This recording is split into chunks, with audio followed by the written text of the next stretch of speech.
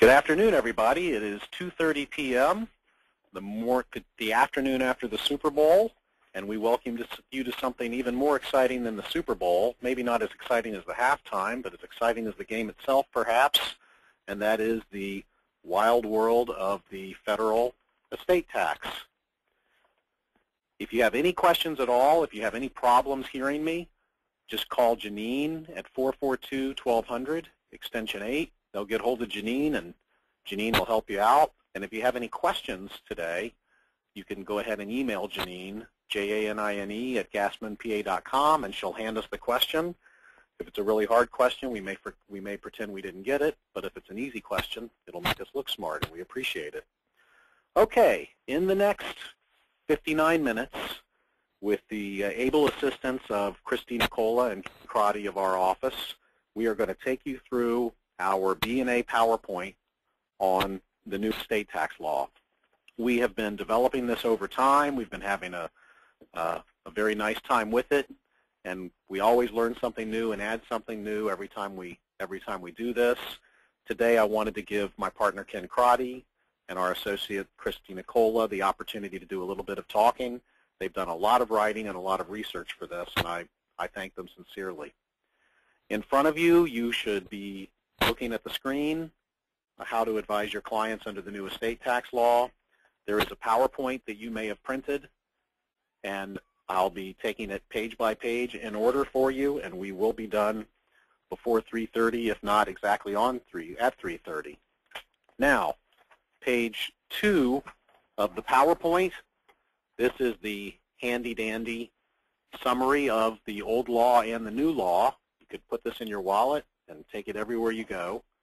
In 2009, we had a $13,000 per person annual exclusion, and we still have that for 2010, and we're going to have that for 2011, 2012. I'm sorry, we are in 2011 now, and we're going to have it thereafter as presently scheduled. Also, clients can pay tuition directly and direct payment of medical expenses for anyone they want and just for about anything they want. And that's also unlimited, and that can continue. Next line, lifetime exemption. This was the big surprise. The lifetime exemption was at $1 million. It had stayed at $1 million while the estate tax exclusion had gone up to $1,500,000 to $2 million to $3.5 million.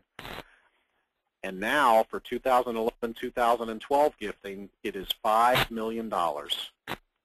So a client who may have been very generous before, may have given away $1 million worth of assets above and beyond $13,000 a year per person in gifting, now has another $4 million allowance, and really has to think through whether they want to make sure to use that allowance before 2013.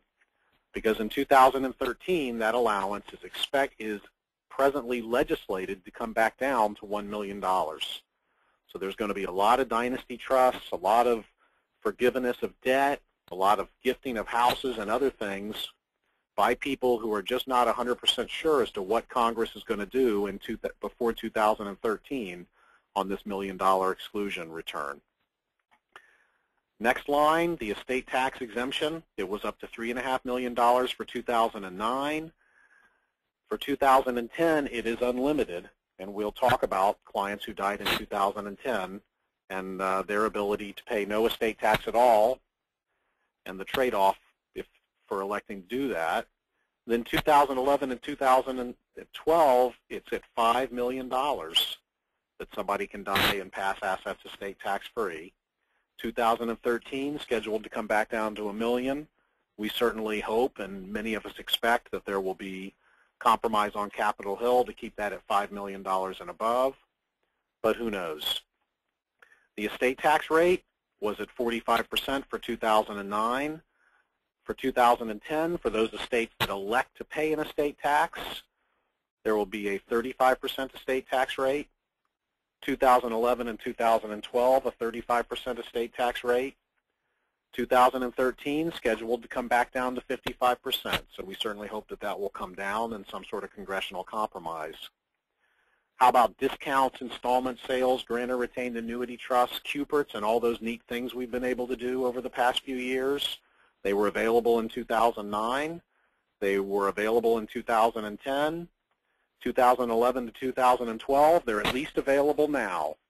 During 2009, there were proposals by senators and congressmen to do away with discounting and to limit grantor retained annuity trusts, but for now, these are available. And that would be one reason that if a client wanted to do gifting to take advantage of this new $4 million allowance, they may want to do it sooner rather than later. 2013 and thereafter, who the heck knows?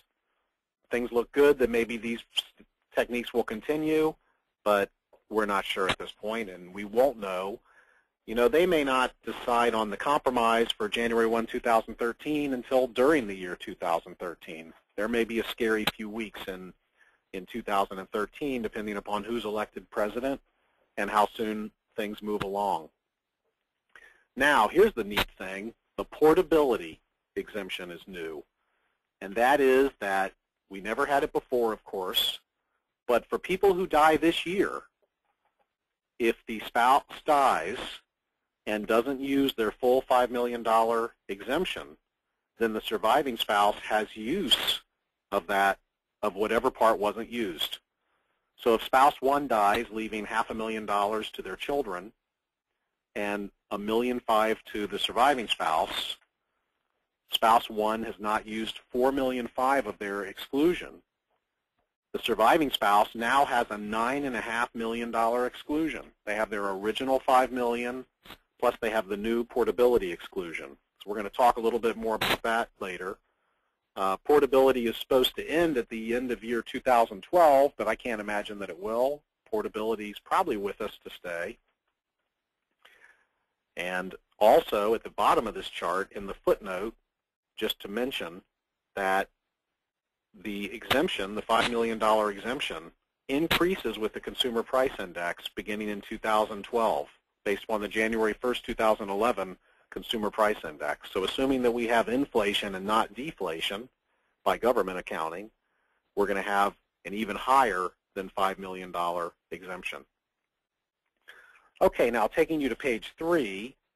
On page 3, I have a lot of the things of the same thing I had, but at the bottom of page 3, the last 2 points, just wanted to mention the state death tax deduction is in effect for 2011 and 2012. So clients who do live in a state that imposes the inheritance tax, like New York, which imposes a death tax on everything over $1 million, there will be a deduction but not a credit.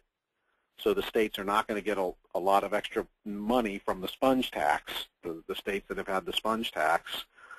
Also, just wanted to mention at the bottom of page 3 that your clients who are non-resident aliens, who don't have their green cards, not U.S. citizens, they are still subject to the old horrendous U.S. imposed inheritance tax on their U.S. assets, which starts at $60,000. And clients who leave assets into a qualified domestic trust to get the marital deduction because the surviving spouse is not a citizen or resident still have the same limitations on those Q dots, so that surviving spouse is going to want to become a citizen or resident, or they're going to pay some hefty taxes. So maybe there's going to be more time now to concentrate and make sure that our non-resident alien spouses know, clients know what's going on. Now our market, there's still a lot of people who are going to need estate tax planning. Of course, this year and next year, and hopefully in 2013, there's going to be a lot of people who can have a simplified estate plan, where we can actually have fewer entities, fewer trusts, fewer limited partnerships, and really allow them to concentrate on updating their planning for what's good for their spouses, their children, etc. But according to Forbes magazine, in January of 2009, there were 840,000 Americans with a net worth exceeding $5 million, and that did not take into account primary residences, life insurance, or what's happened in the stock market since 2009, which is some pretty hefty returns. So there are still people, and they're just coming out of the woodwork. I don't know about you, but in my practice, a lot of clients who we really haven't seen for a few years are calling up and saying, hey, I'm over that $5 million. And of course, the answer is, well, that's good news. We're glad you have that problem. Okay, page 5, just to get the planning into perspective now, most of our mutual clients have a revocable trust for each spouse, And on the first death, it used to be that we were looking at locking up $3.5 million worth of assets that would benefit the surviving spouse, and then on the second death could pass into separate trusts for the children that would be generation skipping and benefit the children but not be subject to estate tax at their levels. Now, we can pass up to $5 million to that bypass trust. So with $5 million, we have to think whether we should put more assets into the revocable trust of each spouse.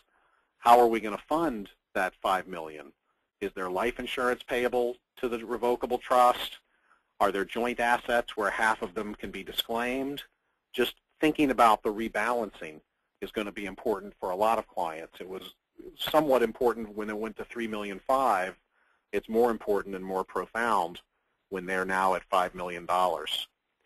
And of course, just to review some estate tax planning basics, typically this revocable trust provides that on the first death, if there's more than $5 million of assets, the remaining amount can pass outright to a marital deduction trust or a Q-tip trust for the surviving spouse that will not be subject to estate tax and will be creditor protected, but not necessarily estate tax protected for the surviving spouse. And of course, the surviving spouse on death could leave up to $5 million into a generation skipping mode for the children. So this is still the model that people are going to be using for trust planning, at least for the next couple of years, if not thereafter, and it's still a good model. But depending upon how the documents were drafted and what the definitions are, there may need to be some changes and updates in these documents, in particular as to this family bypass trust, which I'll discuss in a minute. Okay, page 6, we talk about the gifting allowances at $13,000 per person. Page 7, we talked about the lifetime gifting ability to gift up to $5 million per person, or at least it's gone up by $4 million, and about how important it's going to be to think about establishing trust systems, which we will get to later, to accommodate these gifts. And now on page 8, I'm going to turn this over to Crotty Denicolo, who's done a lot of research with Professor Hesch from the University of Miami on the question of the clawback. And the question here, for example, would be, if a client makes a $4 million gift, and let's say he's married, he's used all $5 million of his exclusion, and then he dies in 2013, back when the exclusion has gone down to $1 million, is there any chance that he's going to owe some sort of gift tax or estate tax? Would he not have the marital deduction for the part that passes to the spouse, or would there be some sort of retroactive gift tax, and how is that going to work? Chris? Thank you, Alan. And as Alan alluded to, this clawback issue is a relatively hot issue now that the estate tax exemption has increased to this unprecedented $5 million level, and the estate tax rates have dropped down to 35%. At the Heckerling Institute, the University of Miami's Heckerling Institute, this was a very hot-button issue, and a lot of commentators brought up the possibility of this clawback if the exemption does decrease in the future. Professor Hesch of the University of Miami and myself had looked into this, and we had looked at the legislative history to the tax law, Internal Revenue Code Section 2001, and basically what Professor Hesch has found is that because of this legislative history, there shouldn't be a clawback issue. And the reason for this is that simple. The adjusted taxable gifts are usually added to the calculation of estate tax just for the purpose of making sure that all gifts made during lifetime and all assets held by the decedent at their death are taxed at the same marginal rate. So for example, if I give away $5 million during my life and I pass away with no taxable estate, I pass away with $1 million taxable estate, they want to make sure that that $1 million is taxable at the highest possible estate tax rate. Now, there really is no significant policy reason to have a clawback, and based upon the way the tax law is headed, it doesn't seem like the IRS would come back and try to impose a tax on some donees that received gifts from a decedent during their lifetime. It just seems like this issue, which has been, I guess, blown up to somewhat of an epic proportion at the Heckerling Institute and otherwise, isn't necessarily going to be as big of a problem. And for more detailed summary on this, you can see our summary in the Planning Under the New Estate Tax Law BNA article, which is, I believe, made available for you at the website for this webinar.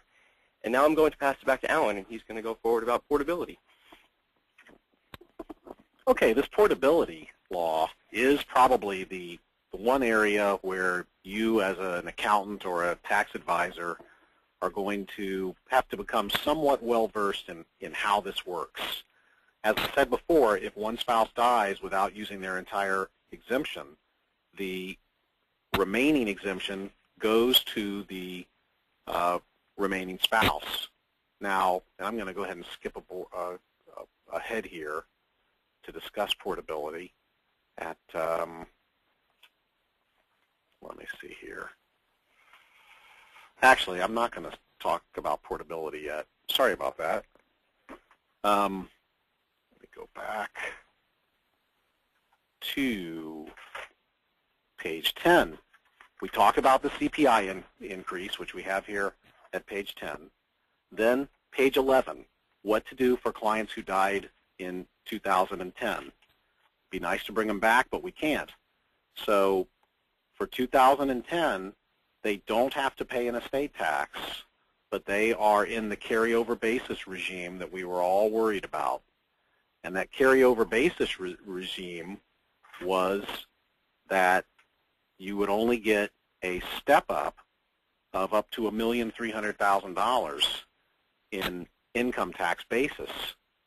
So, for example, John Smith dies unmarried. He has a $6 million estate. His estate is $1 million over the $5 million, because the $5 million exemption would apply. So his estate could pay a $350,000 estate tax, and if he does elect to pay estate tax, he can receive a full step-up in basis for all of his assets that would have normally gotten a step-up. And that may be much more valuable than the $350,000 in estate tax, depending upon the size of his estate. In fact, in our outline, Professor Hesch gives us an example of a taxpayer who had a lot of leverage, a lot of debt, a lot of limited partnership type arrangements where the step-up was much more important than the estate tax. You have until September 17, 2011, that's a Saturday, so you actually have until the following Monday to decide whether you're going to pay this estate tax or not. You would elect into the estate tax regime, and you would file a Form 706, and you would get a step-up in basis. If you are not going to elect to do that, then you are simply going to have the basis step-up rules apply, the limited basis step-up rules apply, and the IRS is feverishly working on regulations to try to tell us how that's going to work. Now, there is no portability for people who died in 2010. So somebody, if your client died in 2010 and they wouldn't have used their entire exemption, it's simply going to be wasted. On the other hand, we have clients who died in 2010 leaving the exemption amount to a credit shelter trust and then the rest to the spouse. And that spouse could disclaim everything that they would have gotten back into the credit shelter trust, except that you typically only have 9 months to make a disclaimer. This new law allows an extension of the disclaimer. The client has until September 17, 2011 to make a disclaimer if their spouse died last year before the new tax law was passed. So that gives you plenty of time to think about planning, as long as clients, I'm sorry, you have till September 17, 2011. That gives you plenty of time to plan for the disclaimer, as long as the client doesn't take control of the asset, which is one thing, if you take control of an asset, you can't disclaim it.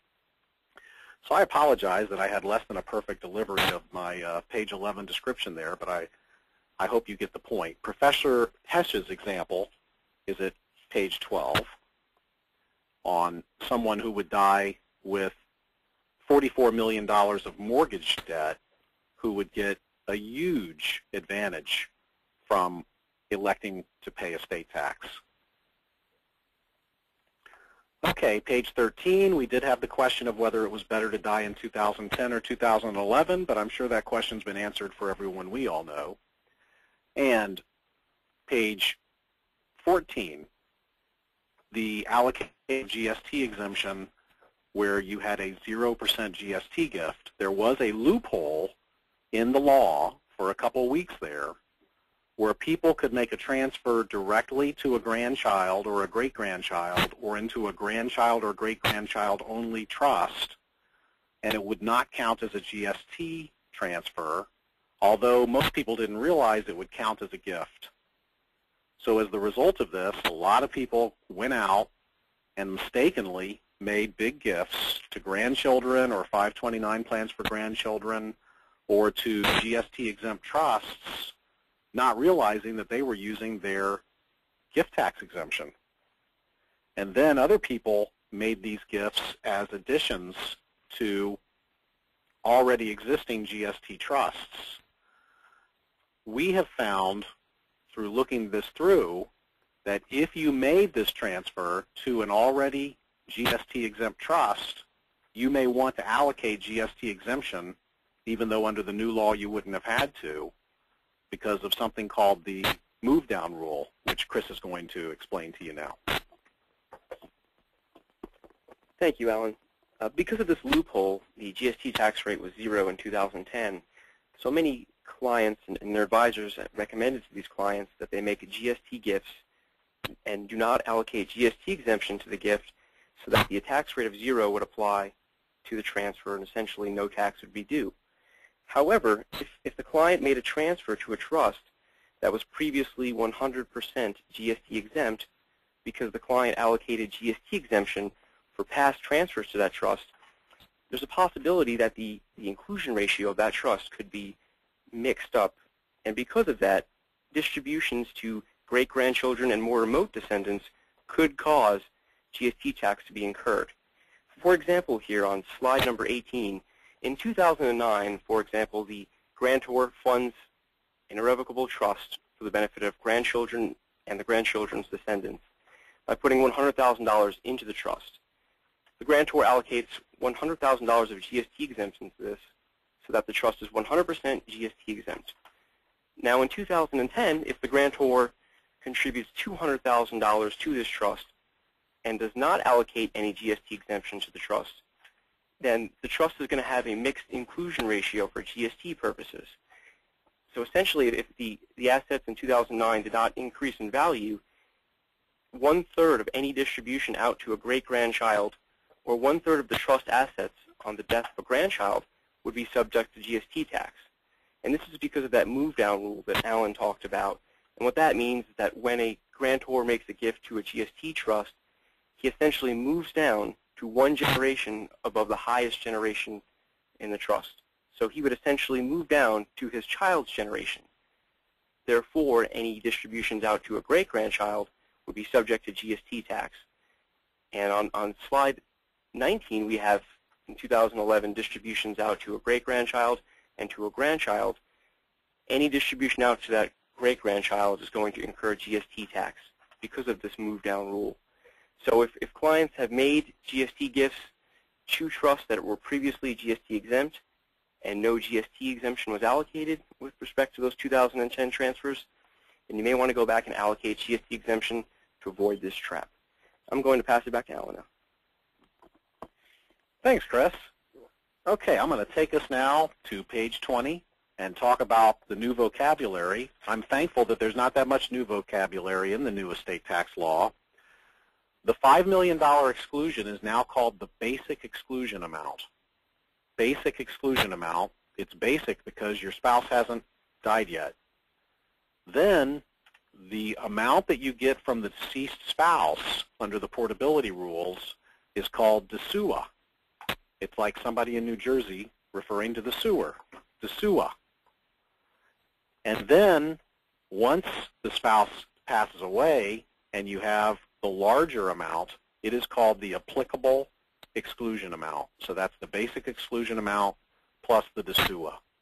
Now, whether your estate planning documents have to be updated in order to accommodate that is a question of interpretation. We'll probably have changes in the Florida statutes to take into account that not everybody will be able to get into their documents or even know to get in there to their documents and change them. But it's certainly better to be clear than to be unclear on that. Also, we'll probably be using the words porting, which means to take the exclusion over, and when your spouse is deceased, then maybe their exclusion will have been ported. The same way we now refer to the homestead exemption.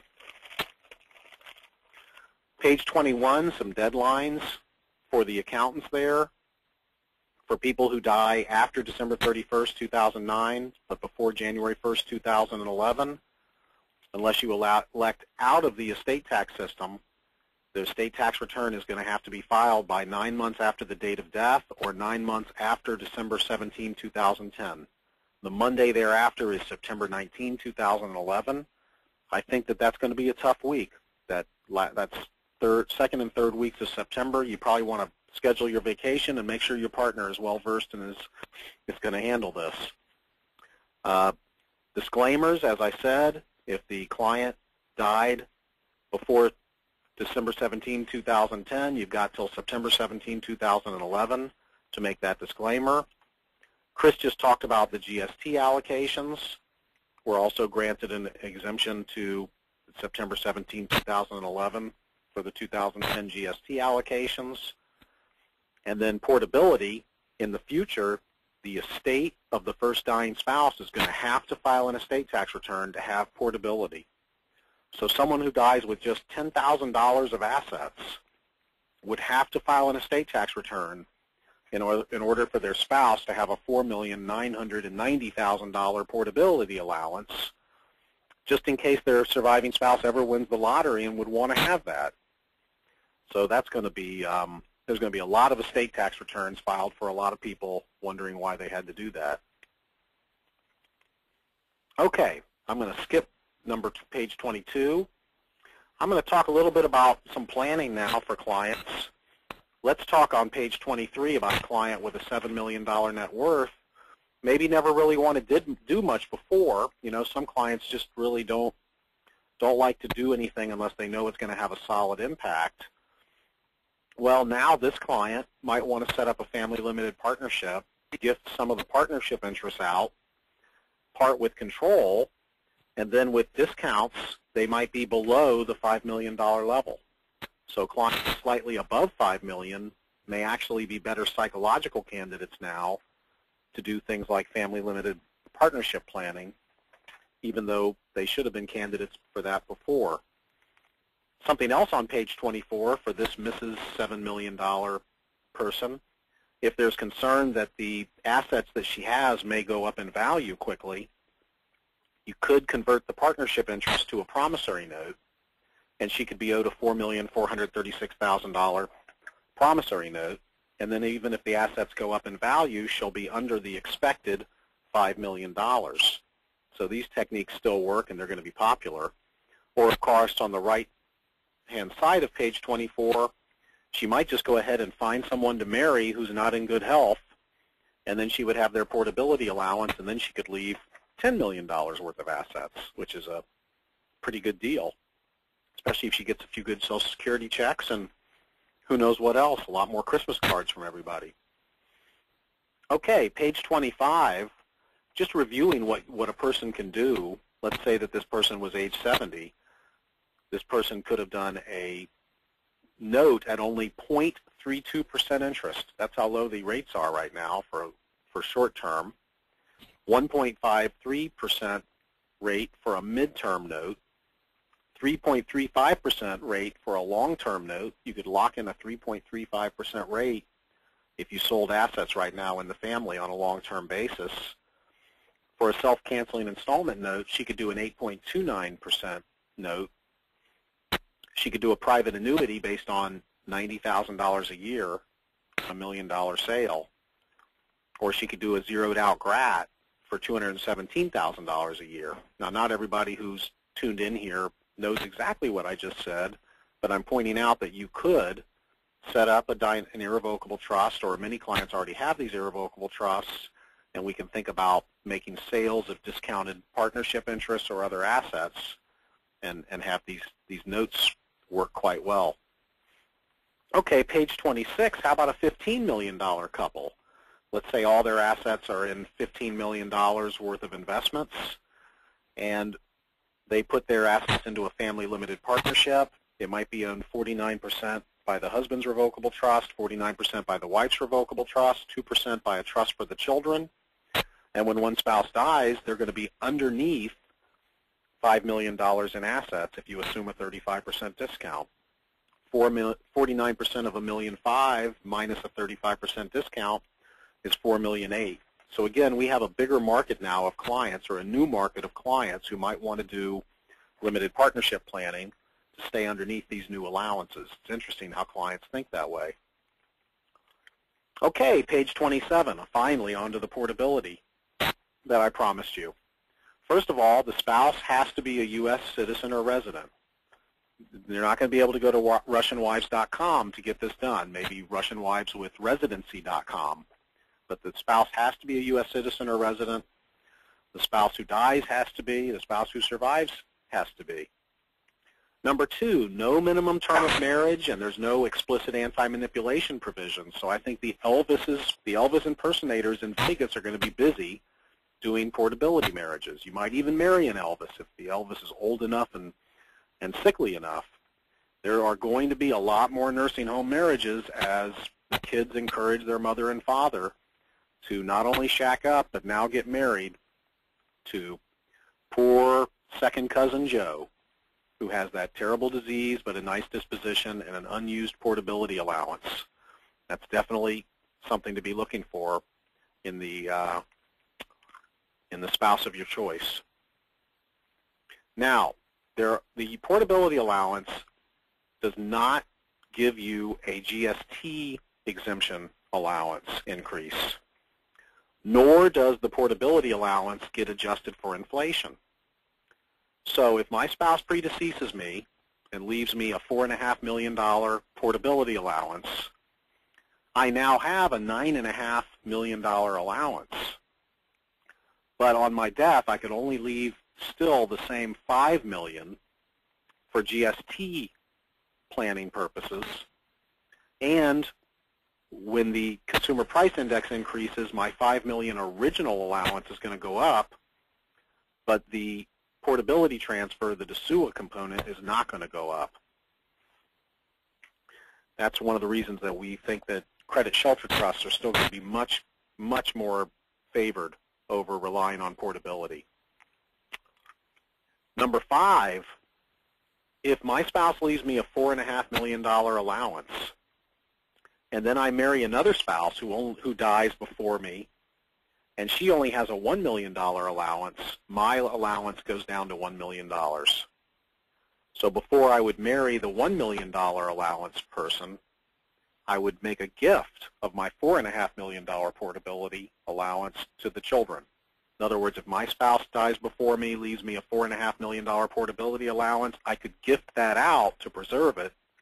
Then I could marry again, and we're gonna cover that later. Not marrying again, but that rule. Okay, again, the first dying spouse has to file an estate tax return and has to elect the portability. So if the first dying spouse has their children as the personal representatives, and the children of the surviving spouse would like for them to make a portability allowance, but they don't want to, they're not going to. So we are going to see language now under our will documents which provide the courtesy of the surviving spouse having the right to demand that an estate tax return be filed and that a portability allowance be made, election be made, as long as the surviving spouse agrees to pay the expenses associated with that. Another interesting thing on this tax filing is that the IRS's statute of limitations to challenge the amount of the portability allowance doesn't run until the estate tax of the surviving spouse using the portability runs. So don't shred those files when you file that 706 for a portability allowance. That could be reviewed 20 or 30 years ago. Number 7, these rules do sunset after 2012 unless they are renewed. Now, when you compare whether you want to have clients shelter a $4 or $5 million credit shelter trust on the first death versus using the portability allowance, the credit shelter trust is going to win every time. Number 1, the credit shelter trust gets funded in a way that benefits the surviving spouse without the growth ever being subject to federal estate tax. That growth is a big thing. That growth is going to be very important since the portability allowance doesn't grow with inflation. Secondly, the credit shelter trust can benefit the descendants without being subject to estate tax at the children's level. The portability allowance does not allow that. Third, as a practical matter, I think a lot of us know that clients who leave their assets outright to the surviving spouse leave more risk that the surviving spouse might somehow lose those assets or do something with them that the first dying spouse just would not have wanted done, or possibly even lose them to something foolish. So we are going to continue to favor the credit shelter trust. But on the other hand, Ken will be telling us in a little while why we probably want to change what our credit shelter trust says now, because we don't want to lose the possibility of getting a stepped-up basis on these assets when the surviving spouse dies, in case at that time there's no estate tax, but there might be a hefty capital gains tax. Okay, page 9, I just have a chart here. On page 29, I have a chart here that you could use to show your clients why the portability, it's better to use the exemption rather than the portability allowance. Page 30, Chris ran some charts just giving an idea of why it's better to use an exemption trust rather than portability. And even with the CPI increase in the $5 million exemption, if you set up an exemption credit shelter trust on the first death, you're going to have growth keeping up with the actual investments, which are going to be higher, are typically going to return better than the consumer price index. And the next chart shows you what would happen if we had inflation at 5% and investment performance at 7%. And for example, it shows the client that if you had inflation at 5% and you left a $5 million portability allowance, in 20 years, that's only going to be worth $1,978,000 in today's dollars. Whereas if you can put it in a credit shelter trust and let it grow, it's going to be worth $18 million. So we're definitely in favor of not relying on portability, although it's nice to have it as a backstop. Now, I summarized some of the portability rules on the poems about portability on page 34. And my favorite part at the bottom is, but despite all elation, portability will not index with inflation, and after 2012 may not even be in our nation. Marriage and mortality is complicated enough without Congress giving us all this new stuff. Okay, on to page 35 now, and this is where we're going to talk about the flexibility and the changes that we think are going to be very important in how to handle and address present and future credit shelter trusts. And here's Ken Crotty to talk about this.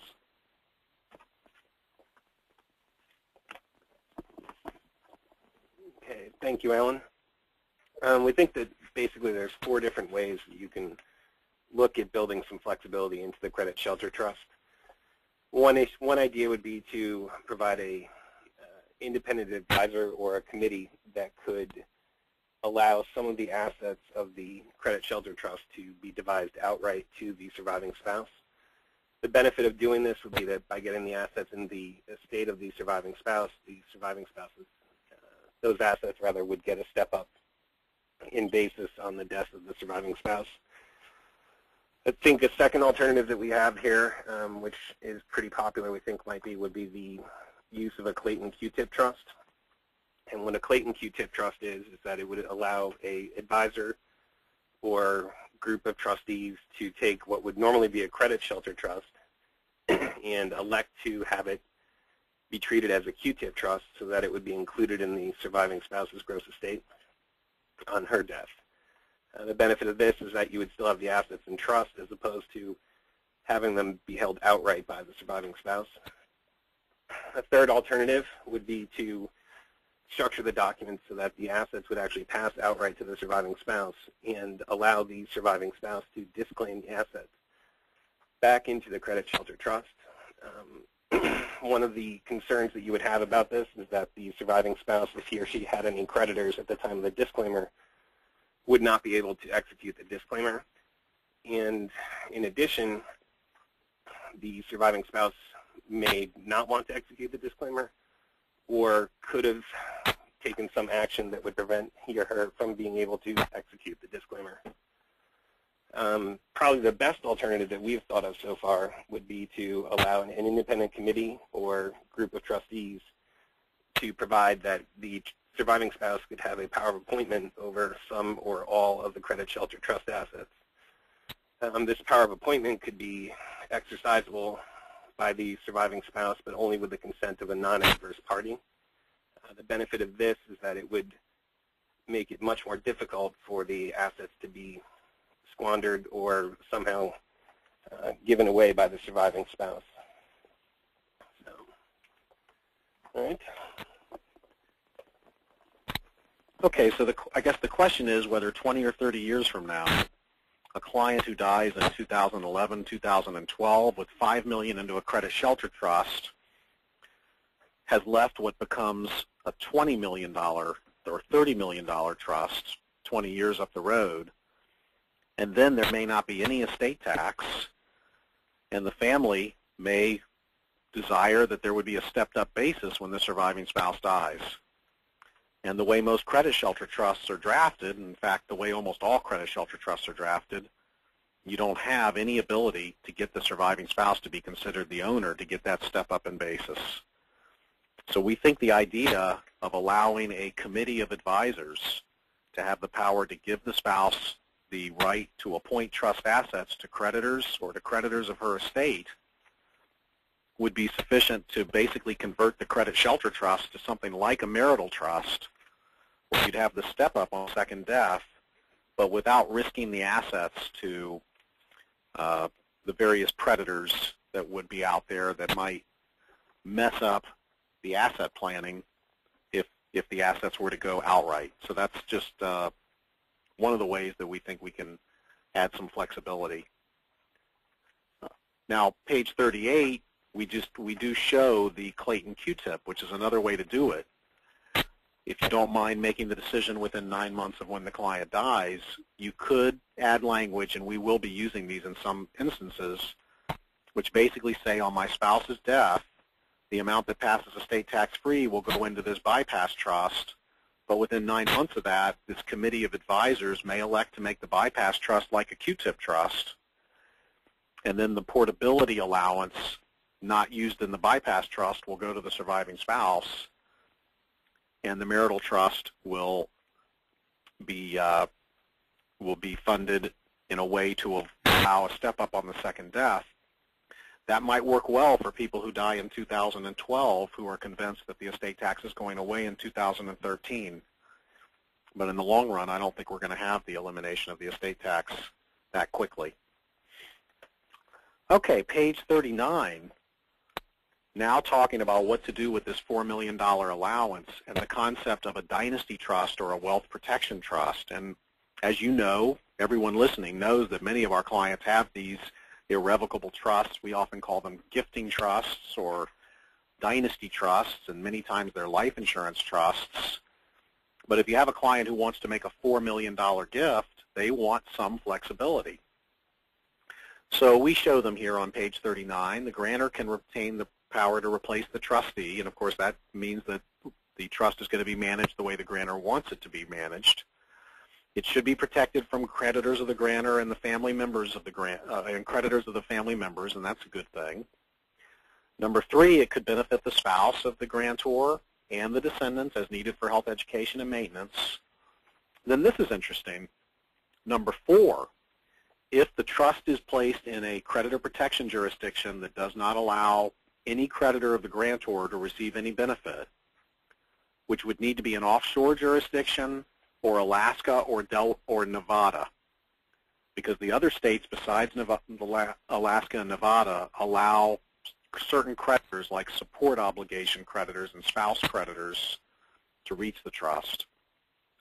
But, sorry for digressing, if this is a creditor protection trust in a creditor protection state, it should be possible to give the trustees a discretionary right to make distributions to the grantor and still keep this trust outside of the grantor's estate for federal estate tax purposes.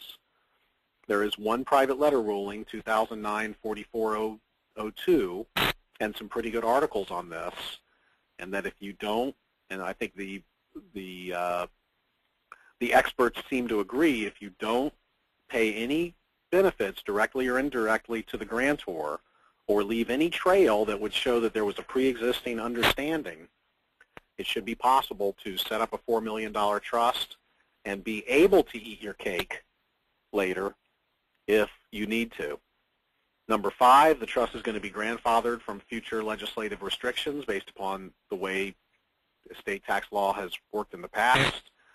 Number 6, the trust can loan money to the grantor, which would be one reason that you wouldn't even really need to make the grantor a direct beneficiary, because they can borrow money from the trust. We have a couple of different clients who live mostly off of loans from trusts that they set up many years ago for their children, and boy, are they glad they did, or they wouldn't have any assets left now. 7, the trust could own limited partnership or LLC interest that might be managed by the grantor. And of course, the trust may be subject to income tax at its own bracket, or you could make it a defective grantor trust where the trust is disregarded for income tax purposes, and the grantor pays the income tax, which subsidizes it even further. Page 40, I show a multiple grantor trust system for a client who may not want to, who would want to use the whole $4 million, but might not want to use it all in the same way. One client, for example, the first trust might benefit the spouse and their common descendants, and the spouse would receive amounts as needed for health, education, and maintenance. If you want to be able to toggle off grantor trust power status, if you want to be able to make the trust later taxable in its own brackets, then you need to remember to have require that the spouse's benefits are only paid when another beneficiary consents. A second trust might be a grantor trust in an asset protection jurisdiction where the grantor is a beneficiary. He or she may not feel that they need to benefit from all the trust, all the $4 million, but maybe a portion of it could go into a creditor protection jurisdiction. And that's a good business reason to do a creditor protection trust if there's some small potential creditor situation out there that has the client concerned. Now, the third trust might be a trust for children of a prior marriage, where there was an ex-spouse out there somewhere, and a trust where the new spouse and the children of the new marriage don't have to be involved.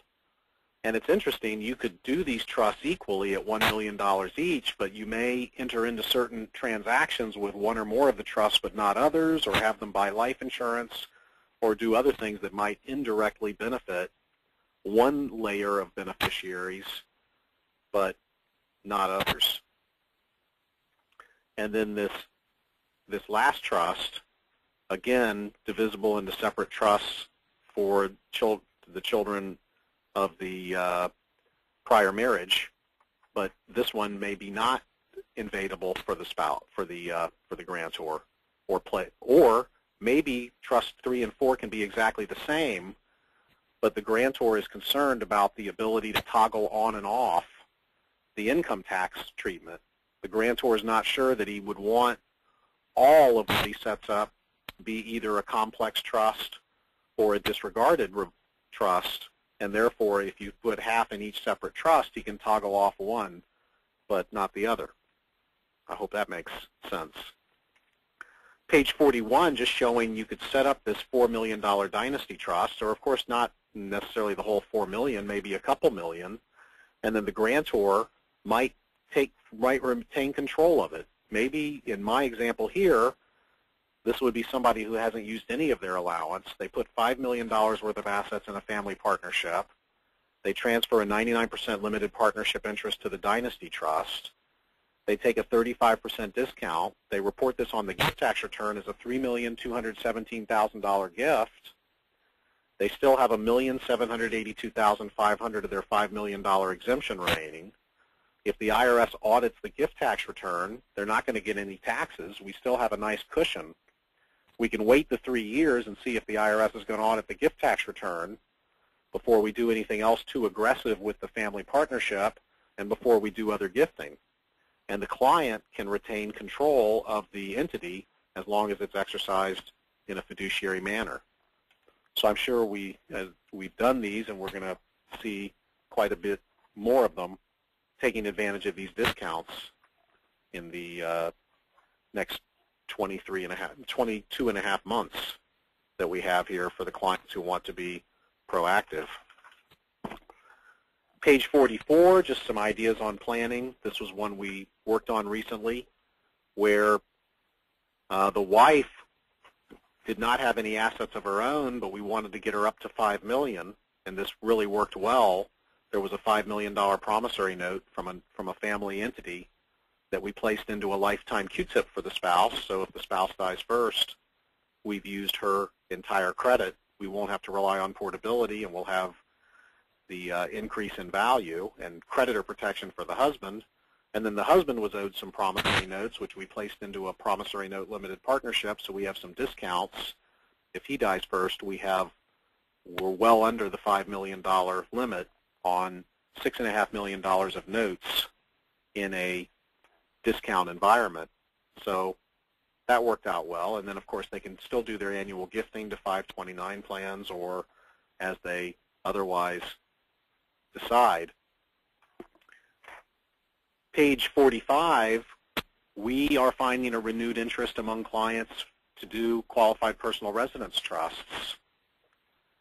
The qualified personal residence trust allows the client to put the home into the trust at today's value, and the growth in the value of the home is out of the client's estate if they live for the Q-per term, and the gift element is discounted based upon their retained use term.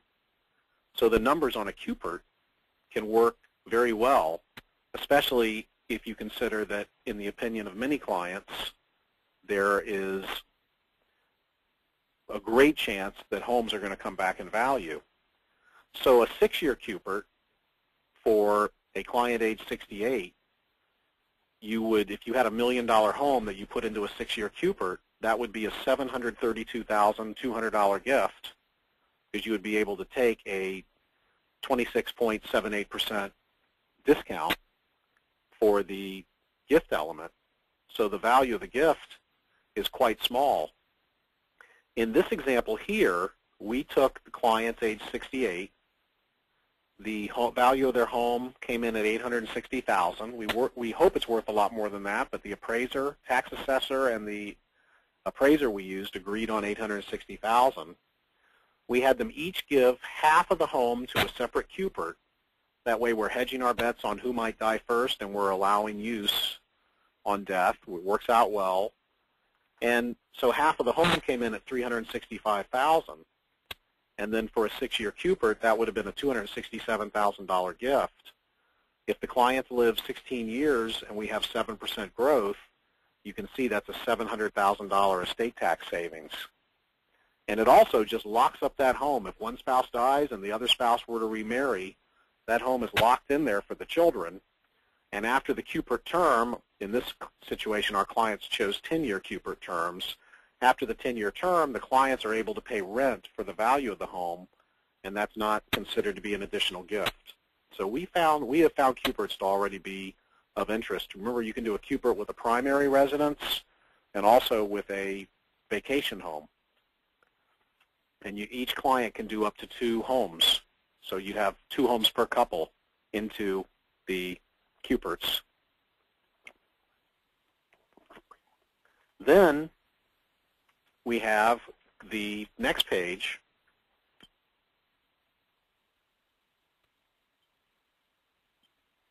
Okay, now we're at page 46, and I just wanted to show you something else. We have found that a lot of clients have a lot of interest in transferring homes to children because they bought the home and the child lives there, or they financed the home, or they've promised the child the home. And what we're finding that clients want to do with their $5 million, their new $4 million in exemption is they want to stop complicating their lives as much by forgiving split dollar advances. They want to forgive notes that they're owed when that doesn't have a bad income tax impact. And then they want to help their kids get houses. So this chart can be very helpful in showing you what you can do as far as helping the children get a house. One thing they could do is loan the money to the child to get a house. Of course, then the loan has to be repaid, but the parents do retain some control there with the loan. The second thing is they can own the home and the child moves in. That's not all that popular. But the third thing, which we have found to be very popular for Florida clients, is you set up an irrevocable trust for the benefit of the child and even your spouse. And you put the homestead into that trust, and the child gets the homestead exemption. Whatever the trust grows to is out of your estate, but your spouse could have use of it if you don't want the child to benefit from it anymore. And you could also qualify that trust for the $250,000 exemption on the sale of the home if you give the child a withdrawal power over the trust in the year you fund it, equal to the amount that's placed in the trust. So for example, I want my daughter to have a house. I put $250,000 into a trust. I give her a 60-day right to withdraw the $250,000. She doesn't withdraw it. She's considered the owner of the trust for income tax purposes. If she resides at the house owned by the trust, she can get the 3 out of 5 year Section 121 exclusion when she sells it. She can get the homestead exclusion because we draft the trust carefully to give her the right to reside in any home on the trust. We typically have it approved by the county property appraiser before we put the home in. It's protected from divorce. The spouse can be the trustee of the trust and retain the right to get monies as needed for health, education, and maintenance. The daughter's creditors might be able to reach into the trust, but possibly not, depending upon applicable state law and whether a creditor could figure it out. Or the other alternative is you don't give the child a withdrawal power. It doesn't qualify for the $250,000 exemption, but it would be creditor proof. So we have more literature on that. Okay, that concludes our 1 hour of time. We did not receive any questions showing that either no one's listening or that we covered almost everything. If you do have any questions, please do send us an email. We'll be glad to answer them. We appreciate the opportunity to share all of this with you. Appreciate your tolerance over our couple stumbles there, and have a fantastic afternoon. I hope your team won the Super Bowl, and that the next year's halftime will be as good as it was this year. Goodbye.